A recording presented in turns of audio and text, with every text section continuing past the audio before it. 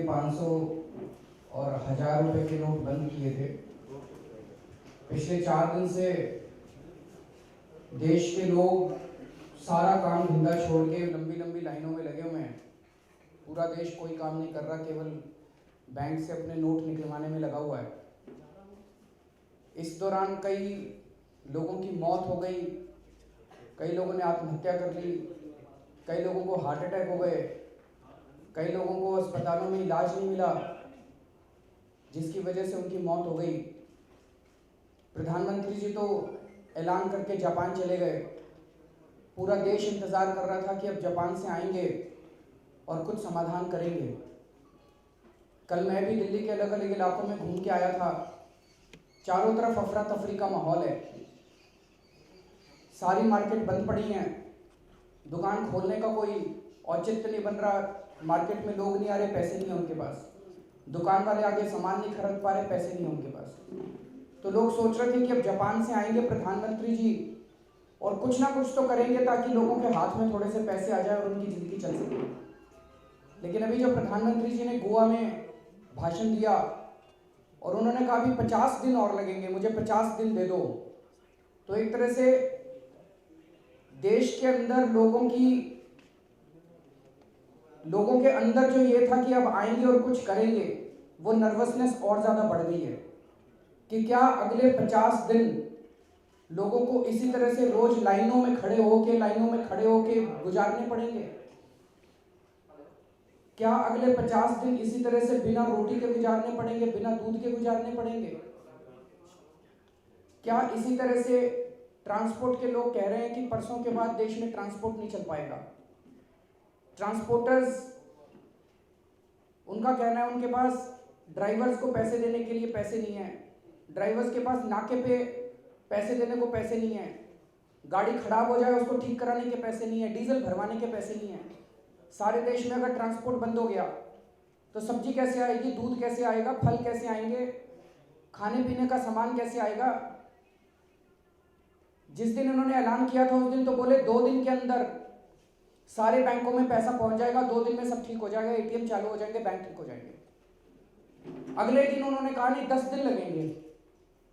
फिर कल अरुण जेटली जी ने कहा नहीं 3 हफ्ते लगेंगे। अब प्रधानमंत्री जी कह रहे हैं नहीं 50 दिन लगेंगे। तो 50 दिन तो क्या, अब जनता का हाल ये हो गया कि 50 घंटे भी जनता अब इंतजार करने के हालत में नहीं है। पूरे देश के अंदर इमरजेंसी के ऐसे हालात हो गए हैं, लोग भूखे मर रहे हैं। और ऐसे ऐसे लोग भूखे मर रहे हैं जिनके घर में पैसा है, गरीब लोग नहीं। गरीबों के घर में भी कुछ नहीं हो रहा, जिनके पास 500 1000 के दिहाड़ी मजदूरी करते थे, किसान थे, किसान का सारा काम ही कैश में होता है। वो सारा का कैश जो है उसका, उस कागज का कोई मोल नहीं बचा, वो मिट्टी के, वो कागज के टुकड़े रह गए हैं उनके नोट। तो अब 50 दिन तक लोग इसी तरह से करेंगे। इससे पूरे देश के अंदर पैनिक है। जब से प्रधानमंत्री जी का भाषण आया है पूरे देश में एक जबरदस्त पैनिक चारों तरफ दौड़ गया है। मेरे पास कई फोन आए हैं, कई लोगों के एसएमएस आए हैं। उनका कहना है कि इसका मतलब इनके पास कोई गेम प्लान नहीं है, आने वाले दिनों में इनके पास कोई वो नहीं है कि ये जनता की प्रॉब्लम। तो 50 दिन तक अगर लंबी लंबी लाइनों के अंदर खड़े होकर लोगों को रोज 1000 रुपए निकलवाने पड़े, ये तो नहीं हो सकता। ऑलरेडी कई लोगों की मौत हो चुकी है, तो इसी तरह से लोग मरते रहेंगे, लोगों की शादियां कैंसिल होती रहेंगी। दूसरा, बहुत दुख हुआ प्रधानमंत्री जी का भाषण सुन के। जिस तरह की भाषा उन्होंने उन लोगों के लिए इस्तेमाल की जो लाइनों में खड़े हुए हैं। उन्होंने कहा कि जिन लोगों ने इस देश के अंदर बड़े बड़े घोटाले कर रखे, जिन्होंने 2G के घोटाले करे थे, जिन्होंने कोयले के घोटाले करे थे, वो लोग लाइनों में खड़े हुए हैं।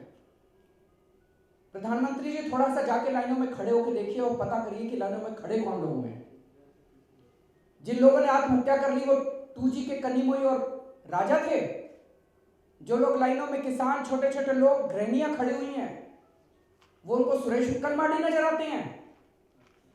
जिस तरह की उनकी बॉडी लैंग्वेज थी, जिस तरह से प्रधानमंत्री ने मजाक उड़ाया इस देश के लोगों का, जो आम लोग लाइनों के अंदर खड़े हुए हैं, हम प्रधानमंत्री जी से मांग करते हैं कि वो देश के लोगों से माफी मांगे।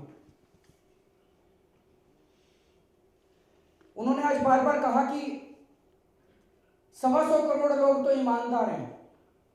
कुछ लाख लोग बेईमान हैं, तो उन कुछ लाख लोगों को क्यों नहीं पकड़ते?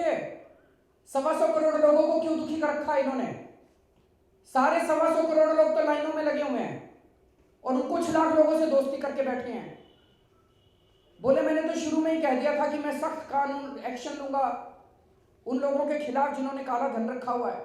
मोदी जी, आप अपने भाषण सुनिए, आप अपनी ट्वीट देखिए। चुनाव के पहले आपने क्या कहा था? चुनाव के पहले आपने कहा था मैं रॉबर्ट वाड्रा को जेल भेजूंगा। चुनाव के पहले आपने कहा था देश के भ्रष्टाचारियों के साथ को मैं जेल भेजूंगा।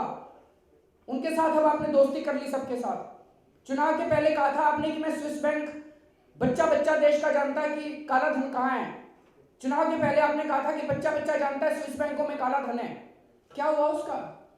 एक स्विस बैंक से एक नया पैसा अगर आपने लाने की कोशिश भी की हो, कोई कोशिश नहीं की आपने। अगर पहले पता होता, चुनाव के पहले बता देते आप 500-500, 1000-1000 के नोट बंद करके जनता की ऐसी तैसी करोगे, एक आदमी वोट नहीं देता आपको। उस टाइम तो आपने कहा था स्विस बैंकों का पैसा लेके आऊंगा।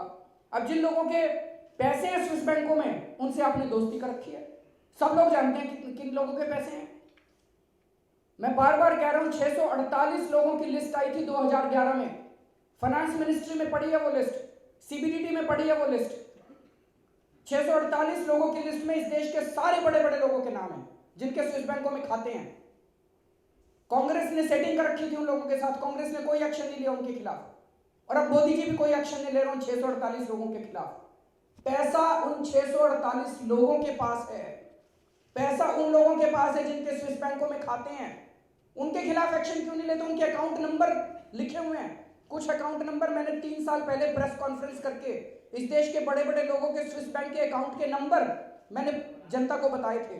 आपके फाइलों के अंदर पड़े हैं मोदी जी। उनके खिलाफ एक्शन क्यों नहीं लेते? उनको जेल क्यों नहीं भेजते? आपको भी पता है, आज भी आप कह रहे हो कि कुछ लाख लोग बेईमान है, बाकी लोग ईमानदार हैं। इस देश की जनता आपसे उम्मीद करते है कि आप उन लोगों के खिलाफ एक्शन लो, ना कि इस देश के 125 करोड़ लोगों की ऐसी तैसी करो। हम डिमांड करते हैं कि सरकार बैठे, इसको गंभीरता से ले। आज भी उनकी बातों में कोई गंभीरता नहीं छलक रही थी, केवल जुमलेबाजी और नाटकबाजी चल रही थी। आज भी इसको गंभीरता से ले और कोशिश करके अगले 24 घंटे के अंदर कुछ ना कुछ इस समस्या का समाधान निकालने की कोशिश करे। नहीं तो देश बहुत ही तेजी के साथ देश नीचे जाता जा रहा है। देश की पूरी अर्थव्यवस्था बैठती जा रही है, लोगों के अंदर घर में खाने को नहीं है, और ये बहुत serious law and order problem हो सकती है।